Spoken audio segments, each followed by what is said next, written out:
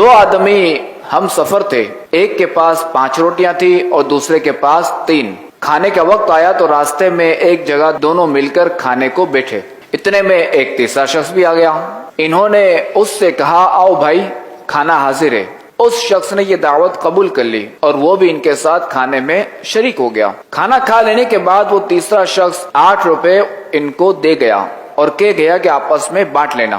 چنانچہ جب وہ دونوں ان 8 روپوں کو بانٹنے لگے تو 5 روٹی والے نے کہا میری 5 روٹیاں تھی، میں 5 روپے لیتا ہوں۔ 3 روٹی والا کہنے لگا ایسا ہرگز نہ ہوگا، بلکہ یہ آدھے روپے تمہارے اور آدھے میرے، ہم دونوں نے مل کر روٹی کھائی ہے، اس لیے دونوں کا حصہ بھی برابر ہوگا۔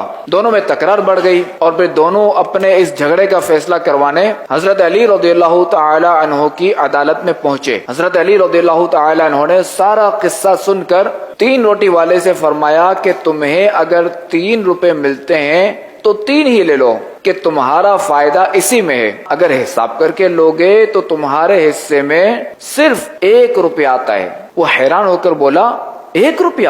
بھلا یہ کس طرح ہو سکتا ہے؟ مجھے یہ حساب سمجھا دیجئے تو میں 1 ہی لوں گا۔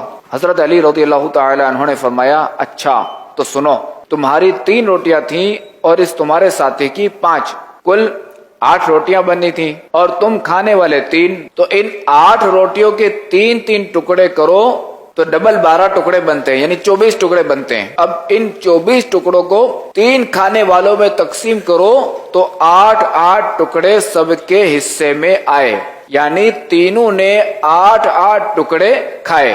اب سنو کہ تمہاری 3 روٹیاں تھیں، ان 3 روٹیوں کے 3 ٹکڑے کریں تو 9 ٹکڑے بنتے ہیں، اور تمہارے ساتھی کی 5 روٹیاں تھیں، ان 5 روٹیوں کے 3 ٹکڑے کریں تو 15 ٹکڑے بنتے ہیں۔ تو تم نے اپنے 9 ٹکڑوں میں سے 8 خود کھائے اور تمہارا صرف 1 ٹکڑا بچا جو مہمان نے کھایا، لہذا تمہارا 1 روپیہ۔ تمہارے ساتھی نے اپنے 15 ٹکڑوں میں سے 8 خود کھائے اور اس کے 7 ٹکڑے بچے جو مہمان نے کھائے، لہذا 7 روپے اس کے۔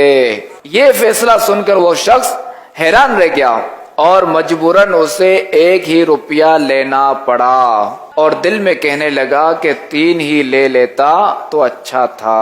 صلو علی الحبیب صلی اللہ تعالی علی محمد۔